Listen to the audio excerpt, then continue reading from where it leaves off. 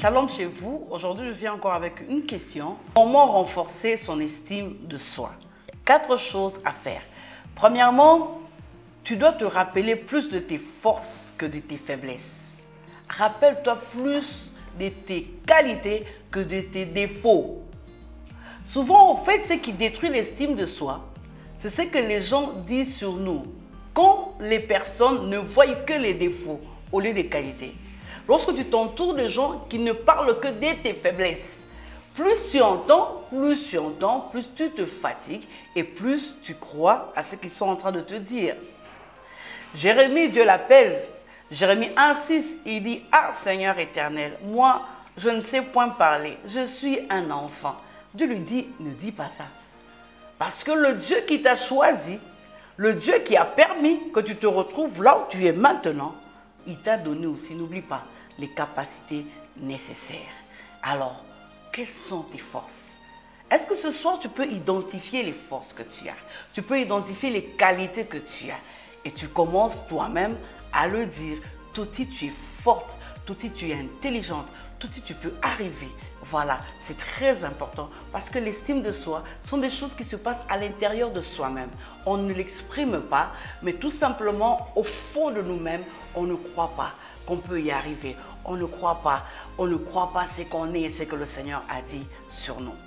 Deuxième chose que tu dois faire, tu dois te souvenir de ce que Dieu t'a dit sur ta destinée. C'est très important. Tu dois te souvenir toujours de ce que Dieu t'a dit sur ta destinée. Tout part de là. Qu'est-ce que Dieu t'a dit sur ta destinée? Il regarde Gédéon. Bien sûr, il est de la famille la plus petite. Mais il regarde Gédéon, il dit dans Juge 6, le verset 12, l'ange éternel lui apparut, lui dit, l'Éternel est avec toi, vaillant héros. Ça, c'est la salutation que Dieu donne à Gédéon. Bien-aimé, la manière dont Dieu te regarde, ce n'est pas de la même manière que les autres te regardent, ni de la même manière que toi-même tu es en train de te regarder. Parce que le Dieu qui te regarde, il te regarde du nom de ta destinée. Est-ce que tu sais ça? Il regarde du nom des choses qu'il va faire avec toi et pour toi demain. Mais tu n'entreras pas dans ta destinée en faisant des choses seul. Tu le fais avec Dieu. C'est pour cela, avec Dieu, la Bible dit quoi? Nous ferons des exploits avec lui. C'est très important. Toujours de te souvenir de ce qu'il t'a dit. Et ce qu'il t'a dit est lié à ce qu'il est, à sa grandeur, à ce qu'il est capable de faire. C'est très important. Et dans ce que Dieu nous dit, il y a toujours un comment. Comment cela se fera-t-il? À chaque fois, tu te poseras la question, comment cela se fera-t-il? Sache qu'il y a un Dieu derrière ta destinée. Troisième chose que tu dois faire, bien-aimé, pour renforcer ton estime de soi, croire en ton potentiel et le mettre en valeur publiquement face aux défis qui se présentent. Non seulement tu dois croire en ce potentiel, mais tu dois le mettre en valeur publiquement, devant les gens qui ne t'estiment pas justement. Ça, c'est un exercice que tu dois faire.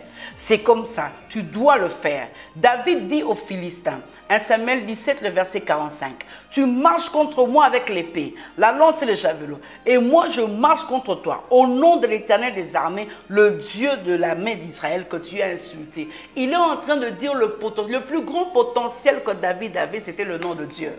C'est pour cela que c'est très important. Tu ne dois pas le faire devant les gens qui t'estiment. Fais-le plutôt devant les gens qui te sous-estiment. C'est très important. Et là, il y avait beaucoup de gens qui pensaient que David n'allait pas y arriver. C'est pour cela qu'il a commencé à le dire. Bien-aimé, tu es en train de guérir toi-même au fond de toi. Peu importe leur réplique, peu importe ce qu'ils seront en train de dire, continue à dire ce que tu as et ce que tu es capable de faire avec ton Dieu.